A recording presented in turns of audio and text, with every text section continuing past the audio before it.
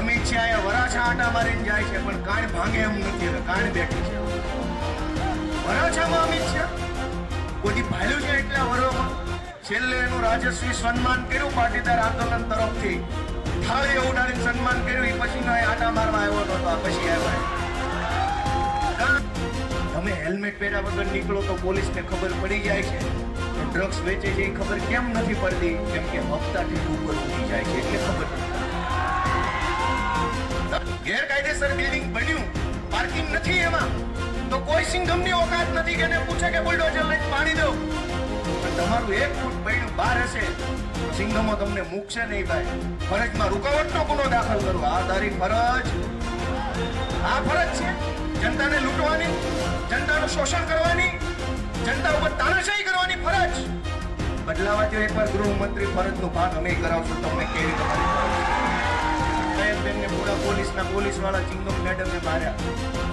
એ સિંઘમ મેડમને અમે લોટાનો મેડલ આપશું અમારી સરકાર આવશે ત્યારે. જાતું જેણે અમને કાંઈ પણ આપ્યું છે એનું અમે બાકી નહીં રાખીએ અને અમે પાછું આપશું. અમે કઈ એવા માણસો નથી કોઈનું રાખી લઈએ. એને અમને ઠીકો માર્યો છે તો અમે એને લોટાનો મેડલ આપશું. કોઈનું નથી રાખી લેવું. તમે અમને મત આપશો તો તમારા છોકરા માટે શાળા આપશું. કોઈ પોલીસ વાળો ભાજપની દલાલી કરશે તેને લોટાના મેડલ આપશું. કોઈ અમને આશીર્વાદ આપશે તો અમે એને પગે લાગશું. જે જેવું આપશે એવું અમે સામું આપશું અને અમારી જવાબદારી આપવાની.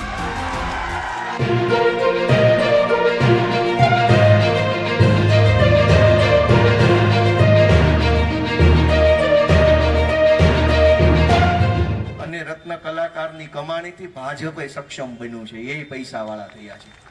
આપણે એને મત આપ્યા, આપણા મતથી એમની પાર્ટી આગળ ગઈ, એ રૂપિયા વાળા થઈ ગયા. હીરાના ધંધાએ આપણા બધાનું ઘણું ભલું કર્યું છે. પણ આજ હીરાના વ્યવસાય સાથે જોડાયેલા રત્ન કલાકારો કે વેપારીઓને સરકારના સાથની જરૂર પડી છે. ત્યારે સરકારમાં સાંભળવા વાળો છે કોણ? કોઈ સાંભળવા વાળો નથી આપણી વાતને કે આપણે કેટલી તકલીફ છે. અને રત્ન કલાકાર એટલે કારખાનામાં બેસીને હીરા ઘસવા વાળો માણસ જ નહીં, ઓફિસમાં બેસીને એસોટ કરવા વાળો માણસ રત્ન કલાકાર છે. અને શેઠ પોતે રત્ન કલાકાર છે. હીરાનું કામ કરનારા હદાય રત્ન કલાકાર છે. હવની પોતપોતાની સમસ્યા છે. શેઠની સમસ્યા અલગ છે, હીરા ઘસવાનું કામ કરતા કલાકારોની સમસ્યા અલગ છે. પણ સાંભળવા વાળો ક્યાં? કોઈ એવડી મોટી સરકારમાં આપણી વેદના કે વાચા સાંભળવા વાળો માણસ નથી. અનેક રત્ન કલાકાર ભાઈઓએ આત્મહત્યા કરી લીધી. એમનો પરિવાર રખડી પડ્યો, એમના બાળકો રખડી પડ્યા, એમના પત્ની, એમના મા બાપ રખડી પડ્યા. આજ એનું કોણ? ભાજપના પેટનું પાણી નથી હલતું કે આપણા 50 જેટલા રત્ન કલાકારોએ ખાલી સુરતમાં આત્મહત્યા કરી તો હવે એના બાળ બચ્ચાનું શું થશે? અનેક વ્યક્તિઓ એવા છે જે મરવા વાકે જીવે છે. આજ મરું કાલ મરું, આજ મરું કાલ મરું. મરવા વાકે જીવે છે. મરવાનું મન થાય પણ છોકરાનું મોઢું સામું દેખાય તો 2 દિવસ રોકાઈ જાય છે. એવા અનેક લાચાર વ્યક્તિઓ અહીં ખાલી સુરતમાં નહીં આખા ગુજરાતમાં જીવે છે. એમને ટેકો આપવાની જવાબદારી છે કોની? ભાજપની સરકારની. પણ ભાજપના પેટનું પાણી નથી હલતું. શું કામ? એની ખબર છે કે ગમે એટલા રોદણા ભલે રોવે પણ ચૂંટણી આવશે ત્યારે હિન્દુ મુસલમાન કરશું તો આના આજ બધા આપણું બટન દબાવી જશે. આના આજ બધા બટન દબાવવા આવવાના છે. ભલે રોવે. છેલ્લે તો આપણે પાકિસ્તાન મુસલમાન એવું કરી જશું. અમિત શાહ, મોદી, પાટીલ ને 4-5 જણા ચોંટશે ઊંધા માથે. આના આજ બધા બટન દબાઈને વયા જશે.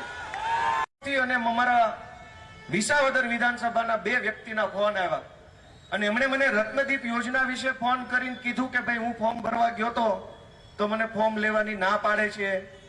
એક વ્યક્તિ એમ કીધું કે મેં ફોર્મ આપ્યું છે પણ મને સહાય નથી મળી. એટલે મેં હીરાના કારખાનાના જે કંઈ પણ સંગઠનોના આગેવાનો હોય એમાં 2-3 વ્યક્તિ આરે ફોનથી વાત કરી કે ભાઈ તમારી પાસે શું સમાચાર છે? મને આવા 2 ફોન આવ્યા છે તો તમારી પાસે જે કાંઈ જાણકારી હોય મને આપો. આપણે બધા ભેગા મળી અને આની અંદર કાંઈક કરીએ કામ. અને લગભગ 2જી અને 3જી અને 4થી સપ્ટેમ્બર 3 દિવસ સુધી મેં અલગ અલગ જિલ્લા ઉદ્યોગ કેન્દ્રના મેનેજરોને ફોન કર્યા. રાજકોટ જિલ્લા ઉદ્યોગ કેન્દ્રના મેનેજરને ફોન કર્યો. ગીર સોમનાથ, જુનાગઢ, અમરેલી, ભાવનગર, સુરત, નવસારી આટલા જિલ્લાના જિલ્લા ઉદ્યોગ કેન્દ્રના મેનેજરોને મેં પોતે ફોન કર્યા. એમાંથી સુરતના, રાજકોટના, અમરેલીના અને જુનાગઢના આટલા જિલ્લા ઉદ્યોગ કેન્દ્રના મેનેજરો હારે મારી વાત થઈ. 2, 3 અને 4 સપ્ટેમ્બરની વાત કરું છું. મેં એમને પૂછ્યું કે કેટલી અરજીઓ આવી, એ અરજીઓ આવ્યા પછી અત્યાર સુધી તમે એમાં શું કામ કર્યું, કેટલી મંજૂર થઈ, કેટલી ના મંજૂર થઈ, ના મંજૂર થવાના કારણો શું છે. આ બધા સવાલ મેં અલગ અલગ જિલ્લાના અધિકારીઓને પૂછ્યા તો બધાએ મને એક જેવો સરકારી કોપી પેસ્ટ જવાબ આપ્યો કે અમને આટલી અરજી મળી છે, એ અરજીની સ્ક્રુટિની ચાલુ છે. મેં બધા અધિકારીને પૂછ્યું કે આ 1 મહિનાથી સ્ક્રુટિની નથી થતી, તમારી સ્ક્રુટિની થશે કેદી? અને ફોર્મ જ્યારે તમે લીધું, સ્વીકાર્યું, ત્યારે તમે જોયા વગર લઈ લીધું તું. સ્ક્રુટિની એટલે ચેકિંગ કે આમાં બધા ડોક્યુમેન્ટ પૂરા છે કે નહીં, બધું નિયમ પ્રમાણે છે કે નહીં. મેં બધા અધિકારીને પૂછ્યું કે ફોર્મ તમે જે દિવસે જે ટેબલ પર જે ઓફિસમાં સ્વીકાર્યું ત્યારે 5 મિનિટનો સમય બગાડીને જોયા વગર સ્વીકારી લીધું તું, બધું જોઈને સ્વીકાર્યું? જોઈને સ્વીકાર્યું તો પાછળથી સ્ક્રુટિની ક્યાં આવી, ચેકિંગ કરવાનું ક્યાં આવ્યું? જેટલા તમે લઈ લીધા એ બધા મંજૂર ને આપો સહાય. તો બધા અધિકારી પાસે કોઈ પણ પ્રકારનો જવાબ નહોતો. મારામાં બધાના ફોનનું ડિટેલ છે કે મેં કોની યાર કયા નંબર પર વાત કરી. દોસ્તો, એ બધાએ મને એમ કીધું કે 1 મહિનામાં સહાય કદાચ મળશે. મારે એમ કહેવું છે તમને કે 13,500 રૂપિયા જેટલી કંઈક સહાય સરકાર શાળાના બાળકોની ફી ભરવા માટે આપવાના છે. તમે બધાએ તમારા દિલ ઉપર હાથ રાખીને વિચારો કે 13,000 રૂપિયામાં છોકરા ડોક્ટર થઈ જાય, 13,000 રૂપિયામાં છોકરા એન્જિનિયર થઈ જશે, શિક્ષણ મંત્રીના છોકરા 13,000 વાળી સ્કૂલમાં ભણે છે, આરોગ્ય મંત્રીના છોકરા, ગૃહ મંત્રીના છોકરા 13,000 વાળી નિહાળમાં ભણે છે. તમે જેને મત આપ્યો એ મંત્રી, એ ધારાસભ્યના છોકરા વિદેશમાં ભણે છે અને તમારા છોકરાને 13,000 રૂપિયા દેવા માટે આપણે અહીંયા ધરણા આંદોલનની રેલીઓ કરવી પડે 13,000 રૂપિયા માટે. દોસ્તો, દિલ ઉપર હાથ રાખીને વિચારો કે કેવી સરકાર આપણા હાથે બની ગઈ. આપણે તો રત્ન કલાકાર છીએ, હીરાના પારખું છીએ. એમ બની શકે કે હીરા જાણીને મત આપ્યા હોય નીકળ્યા સીવીડી છે. તમે ઓળખો દોસ્તો, તમે ઓળખો કે કેવા માણસો સરકારમાં બેઠા છે. આજ 13,500 રૂપિયાની સહાય માટે થઈ 50 પ્રકારના કાગળ માગે. આવકનો દાખલો, જાતિનો દાખલો, શાળાનું પ્રમાણપત્ર, કારખાનામાં જેના ત્યાં કામે બેસતા હોય એનો દાખલો, આનો દાખલો, ઓલો દાખલો. ઈ કરતા તો અમારી વિસાવદરની ચૂંટણી હારી વગર કાગળીએ લાખ રૂપિયા આપવા ભાજપ વાળા નીકળ્યા હતા. કોઈ કાગળ નહોતા માંગતા, સીધું એમ કહેતા કેટલા મત છે, ઓલો એમ કે 5, આલે લાખ. તે દિવસે ઉભા રોકડા પૈસા આપતા હતા, કોઈ ફોર્મ નહોતું ભરવાનું, આવકનો દાખલો કાંઈ નહીં. માણા હમો મળે તરત જ લાખ રૂપિયા, 2 લાખ, 5 લાખ, 20 લાખ, 50 લાખ, 1 કરોડ. ચૂંટણી આવે તો પૈસા છે, ફોર્મ નથી ભરવું પડતું, નોંધણી નથી કરાવવી પડતી, ઉદ્યોગ શ્રમમાં કાંઈ ન હોય તો સીધા ઉભા રૂપિયા આપે છે. પણ ચૂંટણી વહી જાય પછી આપણા છોકરાને ભણાવવા માટેના પૈસા લેવા માટે લાઈનમાં ઉભા રહેવાનું. તમે તમારા મન ઉપર, દિલ ઉપર હાથ રાખીને વિચારો કે આપણે આ દેશની કે આ રાજ્યની સરકાર પાસે શું માગ્યું? કશું જ નથી માગ્યું. ખાલી હીરા નહીં, જાત ઘસી નાખી અને ગુજરાતને અને જીવનને બેયને ઉપર લાવવાનું કામ આપણે કર્યું છે. આપણે સરકાર પાસે કાંઈ નથી માગ્યું. કોણે માગ્યું? કોઈએ કાંઈ નથી માગ્યું. સરકાર પાસે કોઈએ કંઈ માગ્યું નથી. પણ આપણે આપણી મહેનતથી જેટલું થાય એટલું ઊભું કર્યું. આપણી મહેનતથી સોસાયટીઓ બનાવી, આપણી મહેનતથી બિલ્ડિંગ બનાવ્યા, આપણી મહેનતથી છોકરા ભણાવ્યા, આપણી મહેનતથી એને ધંધે ચડાવ્યા. સરકાર પાસે તો હું માગ્યું? થોડી ઘણી સુરક્ષા સલામતી માગી, ભાઈ સાહેબ બાપા પોલીસની વ્યવસ્થા કરો, કોક અમારો માલ લઈને વહી જાય તો ટાઈમે FIR લખાય એવું કરી આપો. સરકારથી એ કામ નથી થતું.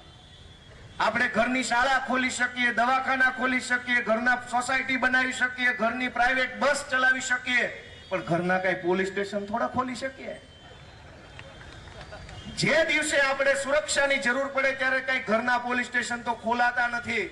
સરકારે આપણા માટે દવાખાનું ન બનાવ્યું તો આપણે ખર્ચો કરીને ભેગા મળીને પૈસા કાઢીને સમાજનું દવાખાનું બનાવ્યું. સરકારે શાળા ન બનાવી તો આપણે બધાએ ભેગા મળીને પૈસા કાઢીને સમાજના ટ્રસ્ટના દવાખાના બનાવ્યા. સરકારે હોસ્ટેલ ન બનાવી તો આપણે બધાએ પૈસા કાઢીને ભેગા મળીને સમાજની હોસ્ટેલ બનાવી, સરકારે આપણને રહેવાનું ઘર ન બનાવી દીધું તો આપણે બધાએ ફંડ ફાળો કરીને કોઓપરેટિવ સોસાયટી આપણા પૈસાની બનાવી. સરકારે જે કામ ન કર્યું બધું આપણે આપણી હાથે ઊભું કરી લીધું, પણ આજ જે કામ આપણે આપણી હાથે નથી કરી શકતા ઈ કામ માટે આશા રાખીએ ભાજપ પાસે, તો ભાજપના એકેય નેતા પાસે આપણી વાત સાંભળવાનો સમય નથી. દોસ્તો, તમે વિચાર કરો કે શું કરશું આપણે. આ મંચ ઉપર બેઠેલા નાના નાના પરિવારના આવતા યુવાનોએ હાથમાં ઝંડો લીધો છે, ગુજરાતની જનતાના અધિકાર અપાવવાનો, ગુજરાતને તાનાશાહીમાંથી મુક્ત કરાવવાનો, ગુજરાતની અંદર આમ જનતાનું શાસન સ્થાપિત કરવાનો ઝંડો લઈને આ જુવાનિયા નીકળ્યા છે. તમારો આશીર્વાદ માંગવા માટે અમે આવ્યા છીએ કે એકવાર તમારો હાથ અમારા માથા ઉપર મૂકી દો ને પછી અમે કરીએ છીએ કે કેવી રીતે થાય. દોસ્તો, તમારા આશીર્વાદ અમને આપો. અમે ખૂબ સંઘર્ષ કરીએ છીએ. જેલમાં જવું, માર ખાવું, ગાળું ખાવી, અપમાન સહન કરવા, બધું જ કર્યા પછી અમે તો કરીએ છીએ જનતાનું કામ. પણ તમે વિચાર કરો કે તમારા આશીર્વાદથી, તમારા મતથી બનેલી ભાજપની સરકાર શું કરે છે. હું તમને 2-3 મજબૂરી સમજાવું, તમે બધાએ પોતાના જીવનમાં એ વાતને સમજી શકશો, એમાં હુંય ભેગો. કે ગામડે જે લોકો રહે છે અત્યારે હાલમાં, એને એના છોકરા ભણાવવાની ગામડામાં વ્યવસ્થા નથી, એટલે લાચારીમાં એને અહીંયા સુરત કે અમદાવાદ કે રાજકોટ આવવું પડે છે. ફરજિયાત મજબૂરી વશ અહીંયા આવે છે. તો જે જીવન ગામડામાં 10,000 જીવી શકાય છે એ જીવન અહીંયા 35-40,000 જીવાતું નથી. મકાનના ભાડા, આ પૈસા, તે પૈસા, છાસના પૈસા અને છાણના પૈસા લાગે છે. અહીંયા તો છાણા મફત મળે એમ નથી. ગામડામાં શાળાની વ્યવસ્થા નથી, એટલે કેટલાક લોકો લાચારી વશ અહીંયા સુરતમાં રહેવું પડે છે. ગામડે વયો જાઓ, બાપ દાદાની ખેતી કરવું એમાંય વાંધો નથી, પણ છોકરા ક્યાં ભણાવવા જાય છે? ભણાવવા માટે અહીંયા રહેવું પડે છે. કેટલાકે ભણાવવા માટે ગામ છોડવું પડે છે. બોલો, આ વાત સાચી છે કે ખોટી? 7-8 જણાએ સાચી કીધું, એનો ખૂબ ખૂબ આભાર. ગામડામાં રહી શકાય એમ નથી, શહેરમાં જીવી શકાય એમ નથી. આ પરિસ્થિતિ કોને પેદા કરી ગુજરાતમાં? આપણે બધાએ જે ભાજપને મત આપ્યો ને, ભાજપે આ પરિસ્થિતિ ગુજરાતમાં પેદા કરી. હું તમને વાત કરું કે ટીપીના નામે 40% જમીન કાપી લે છે આખા ગુજરાતના તમામ શહેરોમાં. ભાજપના મળતિયાઓ 40% જમીન કાપી લે. ખેડૂતને એક કાણી કોડી આપવામાં નથી આવતી. સ્કૂલ બનાવવાના નામે જમીન કપાઈ જાય, દવાખાનાના નામે જમીન કપાઈ જાય, લાઇબ્રેરીના નામે 40% કાપે, ગાર્ડનના નામે 40% કાપે. આખા વરાછા, કતારગામ, અમરોલી, મોટા વરાછા વિસ્તારમાં કઈ સરકારી શાળા બનાવી, કયું સરકારી દવાખાનું બન્યું, કયો બગીચો બન્યો, ક્યાં લાઇબ્રેરી બની? એક બાજુ આપણી જમીન કાપી જાય, એની એ જમીન એના ભાજપના મળતિયાઓને 1 રૂપિયા મીટરના ભાવે વેચી દે. એ જ જમીન ઉપર ભાજપનો માણસ પ્રાઇવેટ સ્કૂલ ખોલે, એ સ્કૂલમાં આપણા દીકરાને ભણાવવા મોકલો એટલે વર્ષે લાખ રૂપિયામાં આપણને હોરી નાખવાનું કામ હાલે છે. દોસ્તો, આપણી નજર સામે આ બધું હાલે છે, અને આપણે હિન્દુ, મુસલમાન, પાકિસ્તાન, કેરળ, અફઘાનિસ્તાન, ક્યારેક પાકિસ્તાનની ચિંતા ઓછી કરો ને ક્યારેક તમારા છોકરાની વધુ કરશો ને, તે દિવસથી બદલાવની શરૂઆત થાય. આપણે આપણા છોકરાની ચિંતા મૂકીને પાકિસ્તાનની ચિંતા ચાલુ કરી અહીં વરાછામાં. આપણા છોકરા ક્યાં મૂકવા જશું? દોસ્તો, આપણે વિચારવું પડશે કે કોણ આપણને આવી ખોટી દિશામાં દોરીને લઈ જાય છે. તમે જેને મત, આજ આપણી ચિંતા શું છે કે 2 પૈસા કમાણીમાં ઓછા થયા હોય તો સંઘર્ષ તો માણસ બધાય કરવા તૈયાર છે કે કાંઈ વાંધો નહીં, પહેલા 50,000 કમાતા હતા, હવે 35 થઈ ગયા, વાંધો નથી. પણ છોકરાની ફી ભરવી તો કેમ ભરવી? શાળા વાળો માનતો નથી. અને એમાંય જો તમે હેલ્મેટ પહેર્યા વગર નીકળો તો સિંઘમો હો ભાઈ, કાંઈ ન ઘટે. સિંઘમો. તમે 2-3 વસ્તુ જુઓ કે તમારી ઉપર કાયદાનો અમલ કરાવવો હોય તો અમલદાર સિંઘમ બની જાય છે. સૂર્યવંશમ રીલું નથી બનાવતા, હાવ નકલી આઈટમ.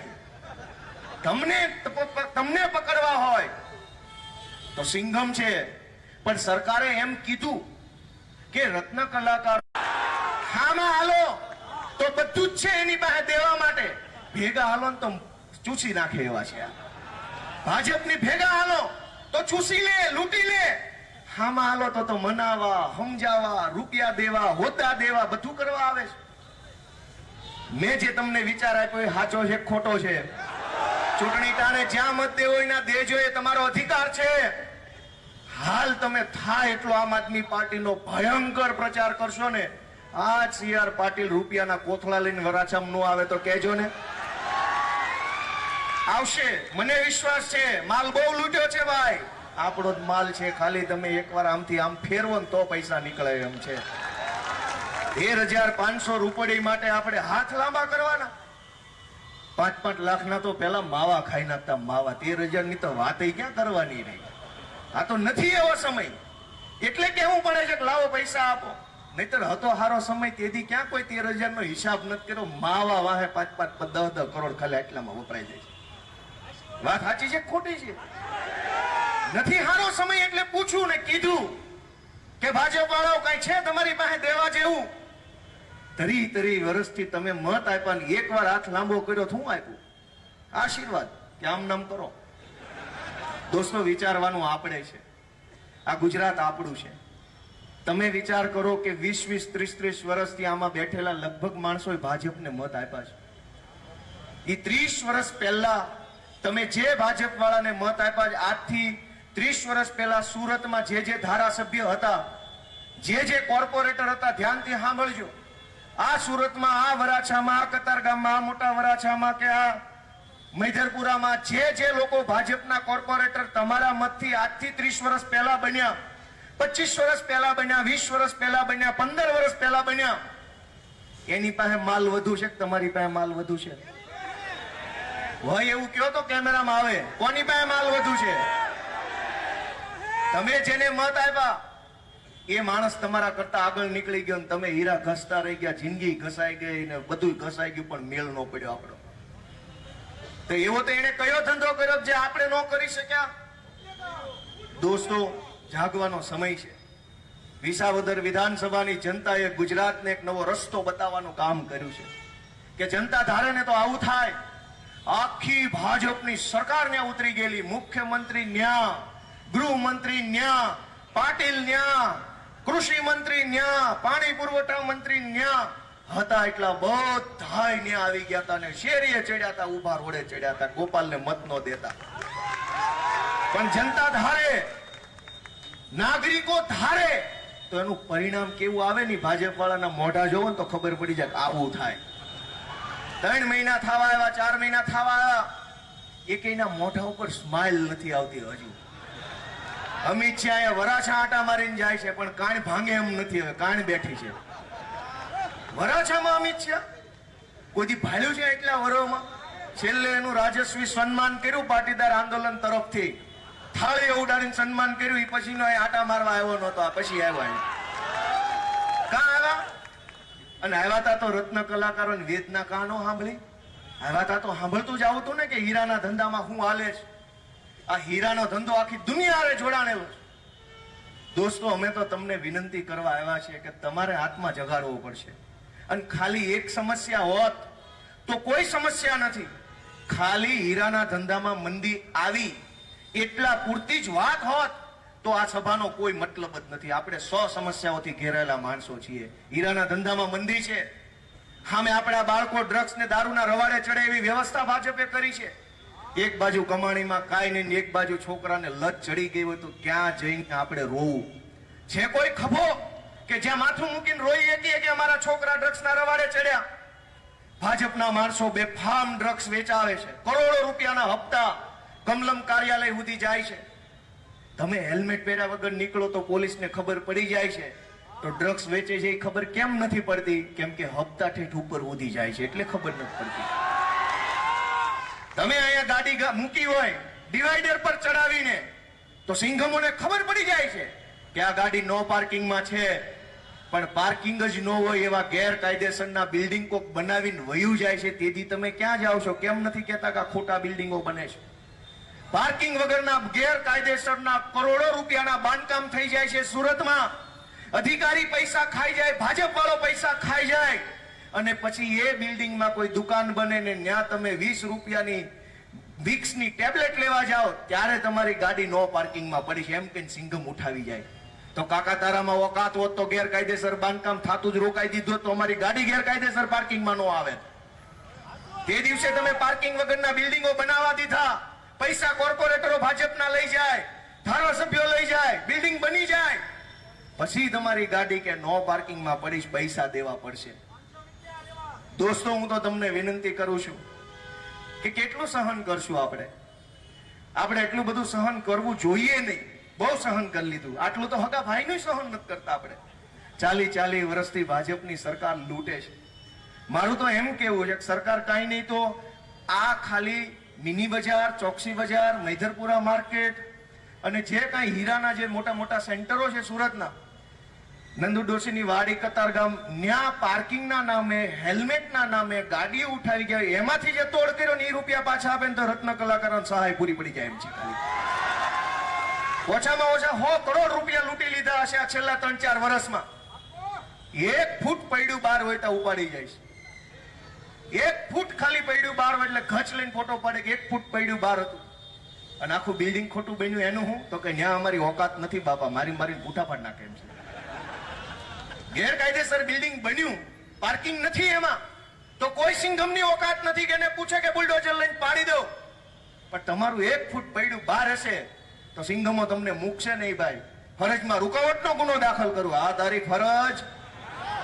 આ ફરજ છે જનતાને લૂંટવાની, જનતાનું શોષણ કરવાની, જનતા ઉપર તાનાશાહી કરવાની ફરજ.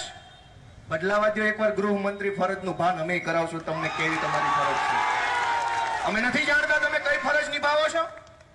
ભાજપની દલાલી કરવાની ફરજ નિભાવો છો અને દલાલી કરતા રોકીએ તો એમ કે ફરજમાં રૂકાવટ. અમે તમને શીખવાડશું ફરજ કરતા કેમ ફરજ બજાવવા. એકવાર જનતા જાગે અને આમ આદમી પાર્ટીની સરકાર આવે એટલે અમે ફરજનું ભાન કરાવશું દલાલોને. દોસ્તો, તમારા હાથમાં છે. અમે અમારી તાકાત જનતાની સામે મૂકી દીધી કે ભાઈ અમારામાં આ તાકાત છે. અમે અમારી નિયત જનતાની સામે મૂકેલી છે કે આમ આદમી પાર્ટીના નેતાની નિયત શું છે. અમે અમારી આવડત, અમારી સંયમ, અમારા નેતૃત્વની ક્ષમતા કેવી છે એ બધું તમારી સામે મૂક્યું છે. તમને એમ લાગે કે 24 કેરેટ હોનાનું આઈટમ છે તો એકવાર અમને આશીર્વાદ આપો, અમને કામ કરવાની તક આપો. દોસ્તો, આ સુરતમાં આમ આદમી પાર્ટી આવી એ પછી અનેક કામ થયા. પાણીના મીટર આવ્યા હતા. આપણી હિન્દુ પરંપરા, આપણી ભારતની સંસ્કૃતિ તો એ છે કે પાણીના પરબ બનાવીએ. પાણીના પરબ હોય, મફત પાણી, એમાં પાછું ફ્રીજ હોય અને કે ભાઈ પાણી પીવો. નામ લખ્યું હોય બા બાપુજીનું, 5 લાખનો મહિને ખર્ચો કરી નાખે. અહીંયા ખૂણા ઉપર હતું પેલા પરબ, આ લીમડા હેઠે મને સાંભળે છે. પાણીના તો માણા પરબ બનાવે અને ભાજપની સરકારની જોવો બુદ્ધિ જોવો. પાણીના મીટર આવ્યા. આમ આદમી પાર્ટીએ લડત ચલાવી ધર્મેશભાઈ, પાયલબેન, રાકેશભાઈના નેતૃત્વમાં અને હિનાઈ મેયરે આવીને વિડીયો બનાવીને કહેવું પડ્યું કે ભાઈ હવે અમે પાણીના બિલ છે એ માફ કરવા માંગીએ છીએ. દોસ્તો, આમ આદમી પાર્ટીએ સુરતની અંદર ઘણા સારા કામ કરી બતાવવાની તમારા આશીર્વાદથી શક્ય બન્યું.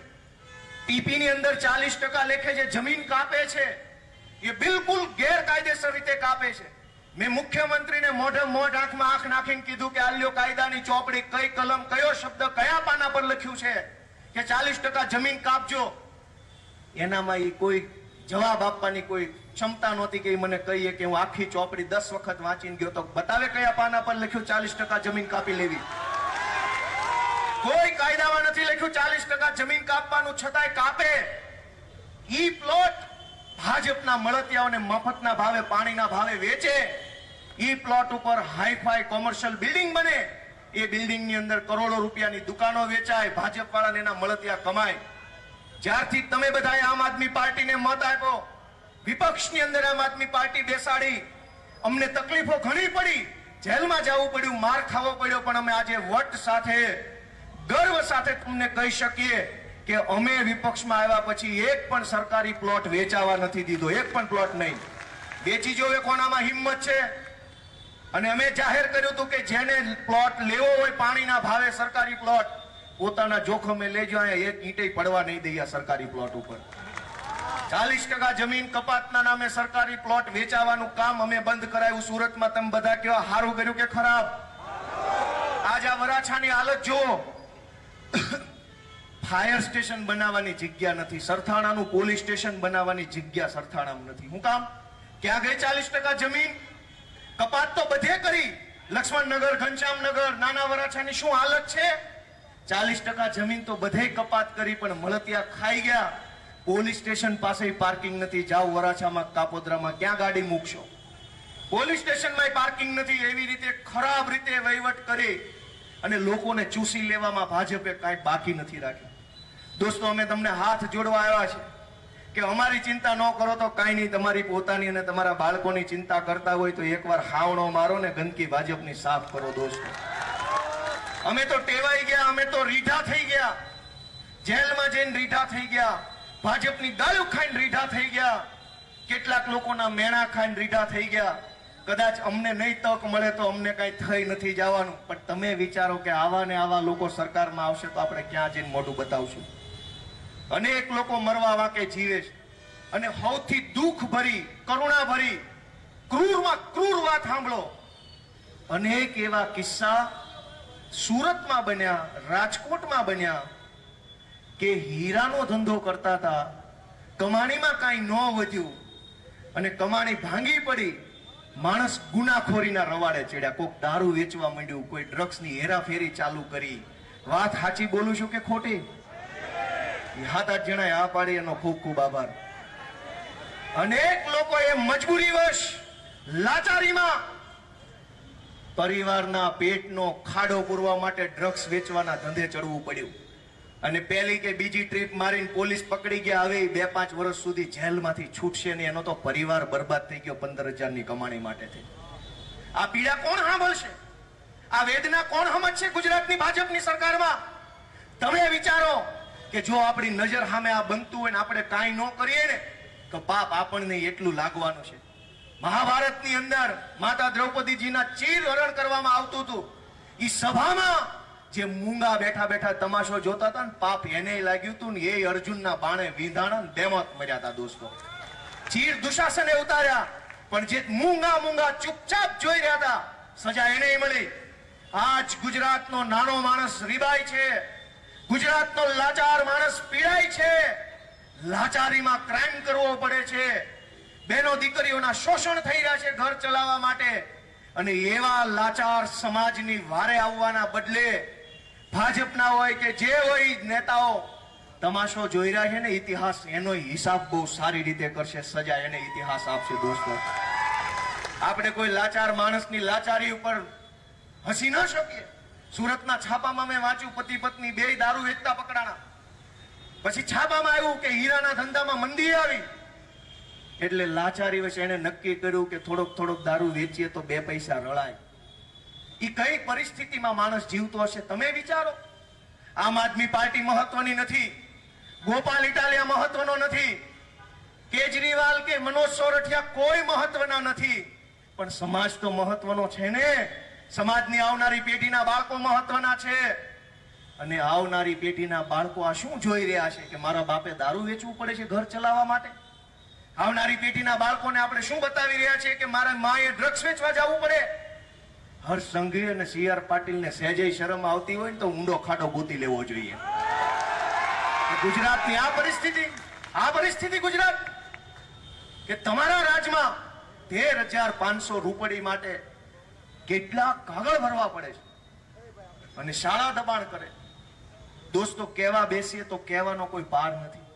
અનેક પરિવારો એવા સુરતમાં છે જેને હું ઓળખું છું કે વયું તો જાવું છે ગામડે, પણ ત્યાં જઈને કરવું હું નથી રહેવું ભાઈ. અહીંયા હાકડાસમાં ટ્રાફિક હોર્ન વાગ્યા કરે, પાર્કિંગની જગ્યા નહીં, રોજ જાગીને ગાડી મૂકવાના ડખા, સવારમાં લાઈનો લેવાની, દૂધની કોથળી લેવાની લાઈનો લાગે. બધું જીવનથી થાકેલો માણસ પાછો વહી જવા માંગે છે, પણ આ ભાજપની સરકારે પાછા જવાના રસ્તા ખુલ્લા નથી રહેવા દીધા. રસ્તાઓ બંધ થઈ ગયા છે પાછા વળવાના. એ લાચારી કેવી છે તમે વિચારો કે જાવું છે બાપ દાદાના ગામમાં, જ્યાં બાળપણ ગયું ત્યાં જઈને રહેવું છે. 2 પૈસા ઓછા મળે તો વાંધો નહીં, પણ હખે રહેવું છે. પણ રસ્તા ખુલ્લા નથી રહ્યા. મારી વાત સાચી છે કે ખોટી? દોસ્તો, આ વેદનાને કોણ સમજશે? કોઈ પાર્ટી નહીં, કોઈ નેતા નહીં. તમારે પોતે જ આ વેદનાને સમજવી પડશે ને. તમારો આત્મા જેથી જાગશે તેથી આ વેદના નહીં રહે. વેદના ગાયબ થઈ ગઈ છે. તમારો આત્મા જગાડો, મનને પૂછો કે આ પરિસ્થિતિ વ્યાજબી છે કે ગેરવ્યાજબી. દોસ્તો, આમ આદમી પાર્ટી વિસાવદર વિધાનસભાની ચૂંટણી પછી ખૂબ તાકાતથી ઉભરી આવી છે અને એ બદલ હું વિસાવદર વિધાનસભાના સૌ નાગરિકો, સૌ ભાઈઓ બહેનોનો હૃદયપૂર્વક આભાર વ્યક્ત કરું છું કે એમણે અમને ઓક્સિજન આપવાનું કામ કર્યું છે. એમણે અમને તાકાત આપી, એમણે અમને હિંમત આપી, એમણે ગુજરાતની જનતાને સંદેશ આપ્યો કે ભાઈ આ કરો, વિસાવદર વાળી કરો તો જ કંઈક દી વળશે, નહીતર હવે નકરું કામ કરે મેળ નથી પડવાનો. દોસ્તો, અનેક એવા પરિવારો છે MYSY યોજનામાં લોનો લીધી છે. મને હમણાં 2-3 વ્યક્તિ મળ્યા, 7/12માં નોંધ આવી ગઈ. છોકરાને ભણાવવા માટે 35-40 લાખની લોન, મુખ્યમંત્રી યુવા સ્વાવલંબન યોજના એની અંતર્ગત લોન લીધી 15 લાખની. આવું સાચું બોલું છું ખોટું? આવું થાય છે કે નહીં? 15 લાખ રૂપિયાની લોન લીધી ભણાવવા માટે. મને ભાજપનો એક નેતા જો ગુજરાતમાંથી બતાવો કે જેણે એના છોકરા ભણાવવા 15 લાખની લોન લીધી હોય તો એ ભાજપ વાળા કેમ કરવા આપણે તૈયાર છીએ. ભાજપના નેતાઓએ લોન નથી લેવી પડતી, એના છોકરા ભણાવવા લોન નહીં. તમારે તો દવાખાનાની સારવાર લેવી હોય તો ઓલા અત્યારે તો ક્રેડિટ લેવાનું ચાલુ થયું છે ફાઇલ ઉપર. 1 લાખ રૂપિયાનું દવાખાનું આપે ને ત્યાં ઘરેણા મૂકી દેવા પડે, દસ્તાવેજ મૂકી દેવો પડે, ફાઇલ વાળું મકાન હોય તો ફાઇલ આપી દેવી પડે. અને જેને આપી હોય ને એ કઈ હારા માણા ન હોય, હલકટ ગુંડા ટાઈપના વ્યાજખોરો હોય, નહીં તો પછી પાછું આવી રહ્યું ભગવાનની દયાથી. દોસ્તો, કઈ કઈ પીડાની વાત કરીએ ને કઈ પીડાની ન કરીએ, પણ આ પીડા, એનો રસ્તો હું, એનું સોલ્યુશન હું? એનું સોલ્યુશન એક જ છે કે તમારા આત્માને પૂછો કે આનો રસ્તો મારી પાસે છે, એ મેં કોઈ દિવસ વાપર્યો? આ બધી જ પીડાનો રસ્તો તમારી આંગળી ઉપર છે. જે બટન દબાવો, દુખી થવાનું દબાવો, દુખી થવાનું, સુખી થવાનું દબાવો, સુખી થશો. આપણે EVM માં 2 બટન હંમેશા હોય છે, દુખી થવાનું, સુખી થવાનું. આપણે જે બટન દબાવશું એવું થશે. કોઈ પાર્ટી, કોઈ નેતા, એને કાંઈ ફરક નથી પડી જવાનો. હું હારી ગયો કતારગામમાંથી, પણ હું ક્યાં દવા પી ગયો? પણ ભાજપ જીતી ગઈ ને એમાં 50 રત્ન કલાકારોએ દવા પીવી પડી. બેરોજગારી વધી, વ્યવસ્થામાં ખામી ઉભી થઈ. ગોપાલભાઈ તો એ જીવે, નેતા નહીં મરી જાય. આપણા દિવસો ખરાબ આવશે દોસ્તો, ને એટલે અમે તમને વિનંતી કરવા આવ્યા છે કે થોડુંક બધા વિચારે. અમારા માટે નહીં તો કાંઈ નહીં, તમારા પોતાના માટે વિચારો. આજ પોલીસ સ્ટેશનની હાલત શું છે કે તમારી ગાડી બહાર પડી છે તો લઈ જાય છે, હેલ્મેટ વગરના લઈ જાય છે, પણ અહીંયા બજારની અંદર બેસીને સારી રીતે ઈમાનદારીથી વેપાર કરતા વેપારીનું કોઈક પડીકું લઈને બૂચ મારીને વહી જાય તો કોઈ FIR લખવા તૈયાર છે? અરજી આપી દો, નિવેદન લખાવા આવો, લાભેશ્વર ચોકી પર આવજો, ગરુડેશ્વર ચોકી પર આવજો, રામેશ્વર ચોકી, ચોકી ટુ ચોકી આટા મારો, નો માલ આવે, નો મટીરિયલ આવે, નો પૈસા આવે, અને ઇજ્જત આબરૂ આપણી હું? દોસ્તો, આ કઈ પરિસ્થિતિમાં જીવીએ છીએ? હીરા આપણા, મહેનત આપણી, રોકાણ આપણું, જોખમ આપણું. સરકાર અમથી કઈ નથી દેતી, હતું એ લઈ ગયા તો પાછું કોણ અપાવે? દોસ્તો, આ બધી જ પરિસ્થિતિ તમે નહીં વિચારો તો કોણ વિચારશે? અમે તો કહીએ છીએ, અમારા પાયલબેન ને પુણા પોલીસના પોલીસ વાળા ચિંગમ મેડમે માર્યા. એ ચિંગમ મેડમ ને અમે લોટાનો મેડલ આપશું અમારી સરકાર આવશે ત્યારે. જાતું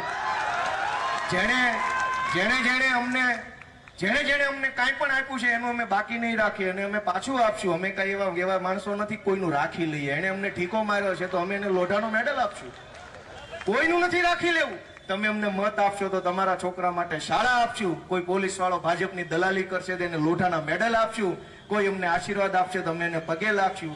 જે જેવું આપશે એવું અમે સામું આપશું અને એ અમારી જવાબદારી છે આપવાની. આ લોકો લડે છે, સંઘર્ષ કરે છે. હું બનાવી લીધું? એટલે તમારા બધાના આશીર્વાદ મળે અમારી આ ટીમને, એવી હું આશા રાખું છું. કોર્પોરેશનની ચૂંટણી આવી રહી છે. જેમ જેમ ચૂંટણી નજીક આવશે એમ પૈસા લઈને ભાજપ વાળા આવશે. સોસાયટીની વાડીમાં જમણવાર, સોસાયટીની વાડીમાં તમને આ કરાવી દઉં, ડીજે લઈ લઉં, પતરા નખાઈ દઉં, તમારી સોસાયટીમાં આ અપાઈ દઉં, તે અપાઈ દઉં. આવશે બધું, લઈ લેજો, તમારું જ છે. પણ આ વખતે થોડુંક અમારું તે થોડુંક તમે આમ ઉપર મોટું સીલ મારજો ભાઈ. ગઈ વખતે 27 પટ્ટી મારી હતી, આ વખતે કઈક 65-70 પટ્ટી મારો, એવી બધાને હું વિનંતી કરું છું. થોડુંક ઉપરથી સીલ મારો. વાત સાચી છે ને? આ વખતે સીલ ઊંચેથી મારો. અમે બેઠા છીએ, પછી કોણ છે પાટીલ ને કોણ છે ગોપાલભાઈ ઇટાલી, અમે જોઈ લઈએ છે કેમ થાય છે. લૂંટી લીધું ગુજરાત. દોસ્તો, મેં મારી વ્યથા કીધી, મેં મારી વેદના કીધી, અમે લડીએ છીએ, અમે બધું જ કીધું, પણ એક વાત દિલમાંથી કહેવી છે કે આ બધા અહીંયા જે સંઘર્ષ કરે છે એ બધા લોકો બહુ નાના પરિવારના માણસો છે. પહેલી વખત રાજકારણનું પગથિયું ચડ્યા છે બધા જ. આમાં કોઈ બીજી વાર વાળા લગભગ અહીં ઉપર બેઠા એમાં દેખાઈ નથી. આ બધા ક્યાંથી આવ્યા? આ બધા અમારા મહેન્દ્રભાઈ નાવડિયા હીરાનો ધંધો કરતા અહીંયા તો તમે ઓળખો છો. રામભાઈ દડુક આર્કિટેક્ચરલ એન્જિનિયર છે, રાકેશભાઈ હીરોપરા ફાર્માસિસ્ટ છે, મનોજભાઈ ફાર્માસિસ્ટ છે, હું વકીલ છું, ધર્મેશભાઈ સાયકલનો સ્ટોર ચલાવતા, રજનીભાઈ સોફ્ટવેર એન્જિનિયર છે. આ બધા બહેનો બેઠા બધાનો પરિચય. મહેશભાઈ છે મિકેનિકલ એન્જિનિયર છે. બધા જ લોકો પોતપોતાના ધંધામાં. તુલસીભાઈ લાલૈયા ફાર્માસિસ્ટ છે. આવું હારું ભણી ગણીને નોકરીએ ચડેલા, બે પૈસા રળીને શાંતિથી જીવતા બધા માણસો છે. હારું હાલતું બધાનું કમાણીમાં, કોઈનું મોડું નહોતું. પણ ધીમે ધીમે પહેલા માણસને એવું લાગ્યું કે આ ખોટું થાય છે, મારે બોલવું પડશે. પહેલાને જોઈને બીજાને એમ લાગ્યું કે વાત તમારી સાચી છે, હું તમારી ભેગો. બીજાને જોઈને ત્રીજાને લાગ્યું, ત્રીજાને જોઈને ચોથાને લાગ્યું, ચોથાને જોઈને પાંચમાને લાગ્યું, ના સ્ટેજ ભરાઈ ગયું. હંધાઈને એમ લાગવા માંડ્યું કે ભાઈ ખાલી રળવામાં ધ્યાન આપે મેળ નહીં પડે, આ ભાજપ વાળા ઉપર થોડુંક ધ્યાન આપવું પડશે, નકર રળેલું વધવા નહીં દે. આ બધા આવ્યા, બહાર આવ્યા, નાના ઘરના માણસો છે, ગરીબ માણસો છે. અમારી પાસે કોઈ માલ મૂડી નથી, અમે એવા ખોટા ધંધા નથી કર્યા પૈસા વાળા થઈ જાય. પણ આ બધા નાના માણસો જે બહાર આવ્યા છે ને, એ તમારા મોટા માણસોના આશીર્વાદની લાલચ રાખે છે, અપેક્ષા રાખે છે કે આ બધા મોટા માણસો અમને આશીર્વાદ આપશે. એવી અમારી આશા તમારા બધા પાસે છે. તમે અમને આશીર્વાદ આપશો કે નહીં આપો? આ અંદર ઉભા આ બધા નાના છોકરા તમારા છે, સંઘર્ષ કરે છે, એ તમારા આશીર્વાદની રાહ જોઈને બેઠા છે, ખૂબ મહેનત કરે છે, કોઈનાથી ડરતા નથી, ખોટું કરતા નથી અને ખોટું ચલાવતા નથી. એવા માણસોને આશીર્વાદ આપો એવી વિનંતી સાથે રત્ન કલાકારોના અધિકાર માટે યોજાયેલી આ સભામાં ઉપસ્થિત રહેલા સૌ રત્ન કલાકાર ભાઈઓનો હું હૃદયપૂર્વક ખૂબ ખૂબ આભાર વ્યક્ત કરું છું. આ સાથે જે લોકોએ અમને પ્રત્યક્ષ પરોક્ષ રીતે સાથ સહકાર આપ્યો એ બધાનો પણ હું આભાર વ્યક્ત કરું છું. સૌને મારા નમસ્કાર.